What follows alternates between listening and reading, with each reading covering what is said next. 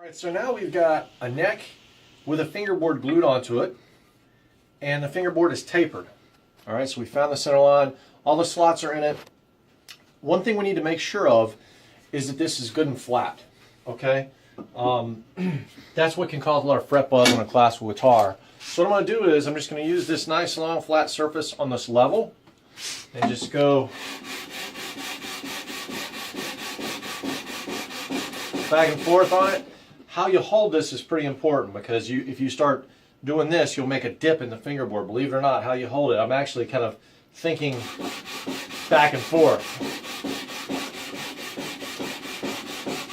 And in reality, this is not going to be perfectly flat this way. I'm actually spending a little more time on the edges, but rotating around center line, and that gives just a hair of an arc, not much. On classical guitars, we want the fingerboard for the most part flat. On an electric guitar, you would have a radius on that fingerboard, so it'll be a different scenario when we do it on an electric guitar. So I'm just going to take this, clean it up real nice. I've already done a lot of this, so I don't have a lot to show you because I kind of tried to do the rest of it. Now, also what I'm going to do is to help the frets along, and you'll see more about this later, I'm going to take this file. This is an old gunstock maker's file. And I'm going to just go to the top of each slot and just kind of run it through and make a little bit of a V groove at the top of the fret slot. That's going to help us get started straight. And I actually like to use glue when I put my frets in. So that's going to give a little bit of room for some glue. I'm not doing much because I don't want to distort the fret slot. I mean, it's in the spot that it needs to be, and I don't need to change that.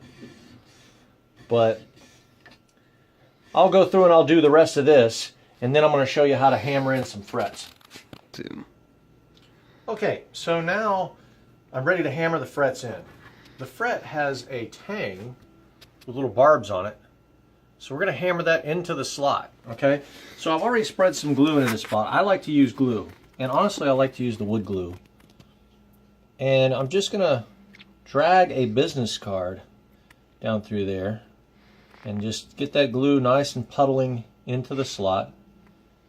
This is a business card for Carolina Cremation, so it's our neighbors. If you're in the need of being cremated, Andrea Lefko is a really nice person. I highly suggest their place. They don't cremate people next door to us. They just deal with the process. Okay, so now I've got a nice shallow, probably almost too much glue in there, but you know, borderline. So this is all about commitment here. I hammer them in. I don't press them in. I hammer them in. I like to feel it. Sometimes they work out. Sometimes you're going to have to pull one out and redo it. That's the nature of the beast, but this is how they would have been doing it 100 years ago, 200 years ago. I like it that way, so that's what I'm going to do. The big thing is I really don't actually snap the hammer. I really kind of press that hammer down. I use the plastic end of it, and so I sort of like to go ahead and get everything a little bit adjusted there. Tap it in here, and then now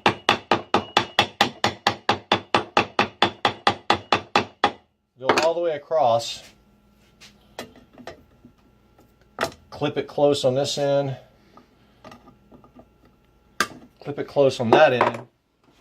I've got two paper towels, one sort of dry, so I'm going to take my screwdriver here and just pull away the excess glue that has squeezed out, wipe across the top, and now what I like to do, I feel good because I feel like, okay, this thing's got some glue to help it really stay in there and not change with humidity. Now I like to go through and give it one more try. There's where you really see that you've got a little bit of squeeze out. Now I take a slightly damp cloth, and because I've got a thumbnail, because I'm a classical player, I'll kind of get in there, clean that out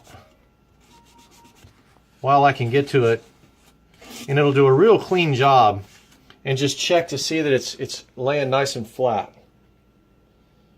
So again, you know, I put a little bit of finish on the fingerboard too. This is going to keep everything nice and stable, and, you know, because that fret is a little bit deeper than what the tang of the the fret slot's a little deeper than the tang, So I like filling underneath there so that moisture can't get underneath there. If you ever had an older guitar, like a production guitar, that you could see this slot, the fret starts lifting, it might be because there was nothing underneath that fret to keep moisture from your hands out. So this seals the whole thing, and it helps it bite in there. Makes it a little tougher if you got to refret it, but I think this is the right way to do it. It takes me longer, but I like to do it this way. So next time you see this board, it's going to have frets, and hopefully we'll be fitting the neck and make this thing something that's going to make some sound soon. All right.